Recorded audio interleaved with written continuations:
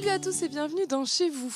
Cette semaine, on part découvrir Saint-Sébastien-sur-Loire, ou plus particulièrement en fait le nord de cette commune, au niveau des îles et de ses abords. Alors Saint-Sébastien-sur-Loire est bordée par la Loire et est située au sud-est de Nantes, dont elle est limitrophe. Elle fait bien sûr partie de Nantes Métropole et cette commune compte environ 26 400 habitants, les Sébastiennais et les Sébastiennaises. Pour commencer notre découverte de cette commune, nous sommes à l'île Forget et on va parler éco-pâturage.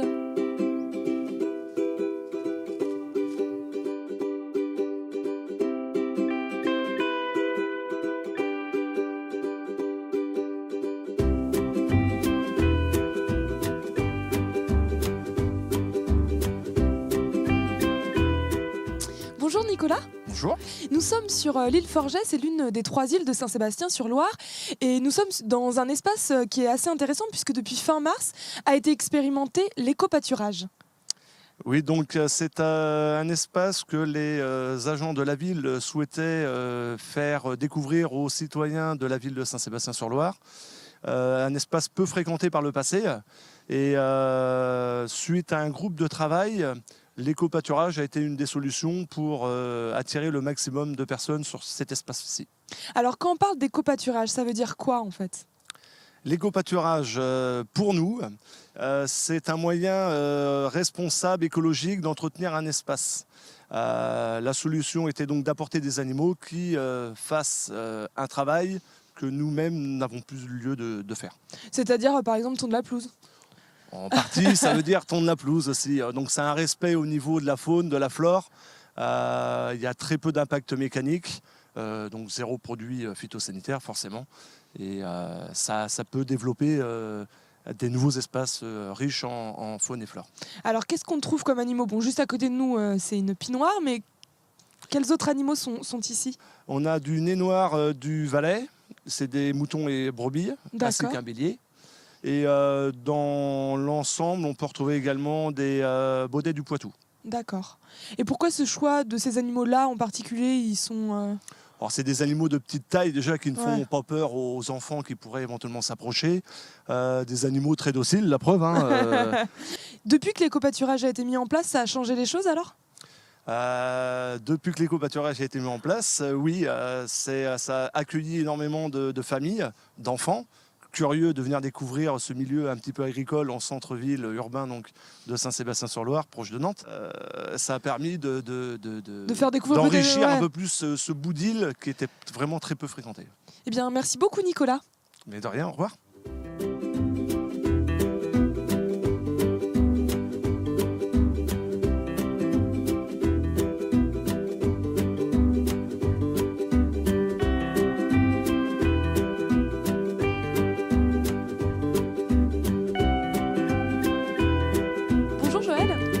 Alors là, on se trouve dans l'enclos des baudets du Poitou.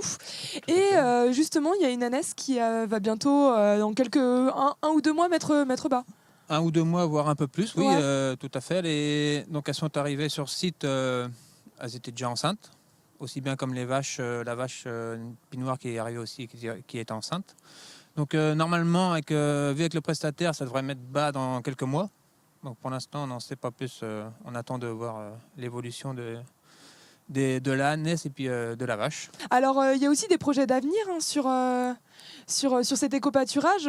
C'est une expérience qui a tellement bien marché que vous avez envie de mettre d'autres animaux en fait, sur place. C'est ça, suite au succès qu'on a eu sur ces 2 sites-là, donc sur ce site ici avec les deux parcelles faites, on a le projet d'étendre l'éco-pâturage au niveau de la deuxième partie du golfe, où là on a un site Je grandis tu pousses avec des pylônes où c'est très escarpé, pas facile d'accès.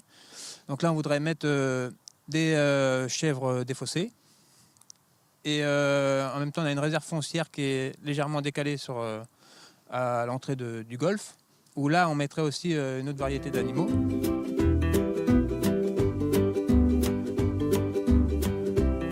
Comment ça se passe la nuit ? Il reste 24 heures sur 24, il n'y a pas d'enclos, il n'y a pas de...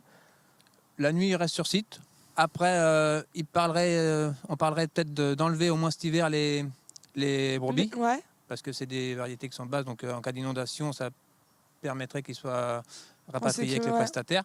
Et on laisserait sur site l'âne et les vaches. Très bien, et merci beaucoup Joël. De rien, merci, au revoir.